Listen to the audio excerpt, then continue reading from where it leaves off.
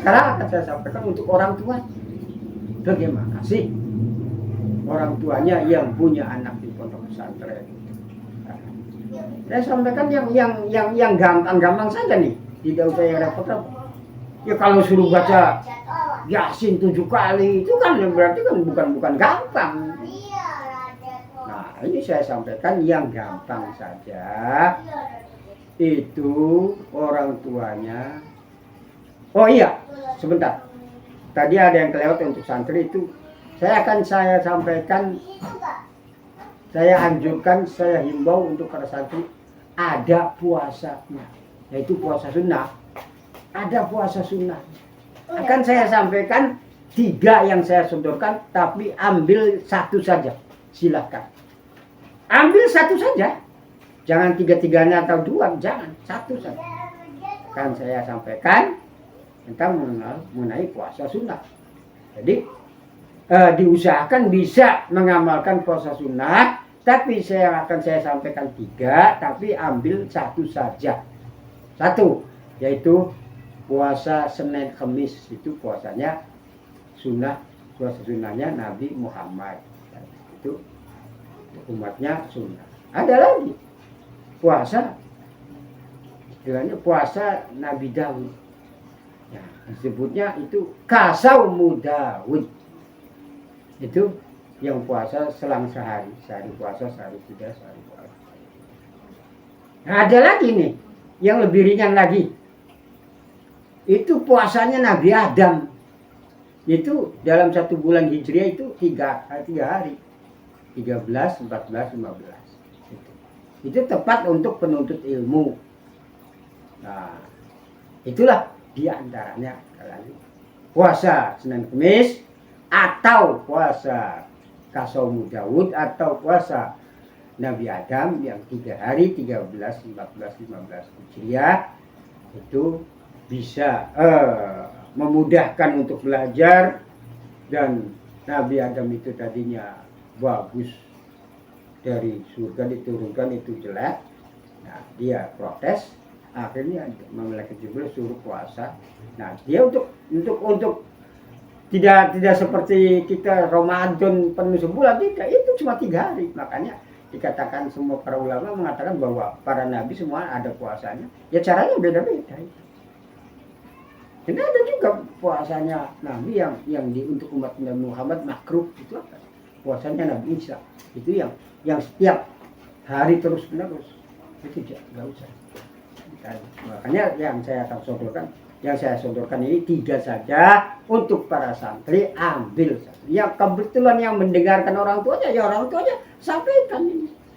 Selama saya begini, saya banyak yang membuktikan tepat untuk para pelajar, terutama pelajar ilmu agama. Itu diantaranya untuk para santrinya. Sekarang saya pindah untuk orang tuanya. Untuk orang tuanya itu ya memang terutama uang, terutama biaya, iya, itu sih ngerti semua. Tapi yang akan saya sampaikan, ada kiriman-kiriman yang tidak berbentuk uang, tidak berbentuk materi. Apa berbentuk? Ya doa. Doanya bagaimana? Nah, ini yang perlu saya sampaikan, yaitu yang gampang saja, yang ringan saja. Pertama, ingat anak yang sedang pondok pesantren itu hari lahirnya hari apa? Umpamanya hari Senin. Ya orang tuanya di situ setiap hari Senin, atau umpamanya hari Rabu umpama. Ya setiap hari Rabu puasa. Niatnya boleh, niat menguasain anaknya sana. Bukan berarti karena tidak lillahi ta'ala, bukan. Beda dengan Ramadan. Sudah itu boleh. Nah, dipuasain sehari setiap minggu sekali. Berarti kan itu kirimannya yaitu puasa. Nah, ada satu lagi kiriman yang paling gampang lagi. Kalau yang namanya puasa kan harus sehari. Lapar, dahaga, haus. Ini ada yang lebih ringan lagi. Baca Fatihah. Yaitu dari A'udzubillahi minasyaitonirrajim sampai waladhdallin. Tapi perlu saya beri keringanan bahwa yang namanya baca Fatihah itu kalau jumlahnya banyak, itu cukup auzubillahi minasyaitonirrajimnya pertamanya saja, kesananya yaitu dari bismillahirrahmanirrahim, dan Rabbik firli wali walidayya aminnya untuk yang terakhirnya saja. Itu saya menggarisbawahi keringanannya baca Fatihah. Jumlahnya berapa yang mau dikirimkan pada anaknya itu? Pertama, wana khusun ila ruhaniyah. Siapa? Namanya Fulan, namanya si A, B. Sebut saja Abdul Karim. Sebutkan namanya. Wana khusun ila ruhaniyah Fulan atau Fulana. Namanya siapa? Disebut untuk Fatihah. Nah, Fatihah berapa jumlahnya? Gampang saja, setiap habis sholat 5 waktu, habis sholat saja 20 saja, tidak usah 100, 20 itu saja 20, ya sudah, masih banyak waktu, ya sudah, saya menyampaikan semua seperti itu aja 20, tidak usah lah, ini masih banyak waktu jadi 30, ya tidak usah, sudah saya sampaikannya cuma 20 saja. Nanti kalau 30, 40 lagi ada waktu, nanti kalau nggak ada waktu nggak disempatkan. Diusahakan disempatkan itu mengirimnya. Jadi mengirimkan, bahkan dulu ya alhamdulillah saya malu sih malu. Orang tua saya sendiri, ibu saya sendiri memondokkan anak yang ketiga dari adik saya ke Jawa Timur. Itu tidak bisa mengirimkan uang. Tapi yang dikirimkannya itu puasanya dan doanya. Nyampe ke sana sekarang ada ngasih makan. Walaupun bukan dari kiai dan tapi itu dari. Jadi apa ya? Doa Fatihah itu bisa menggantikan apa saja, dikirimkan kepada siapa saja bisa.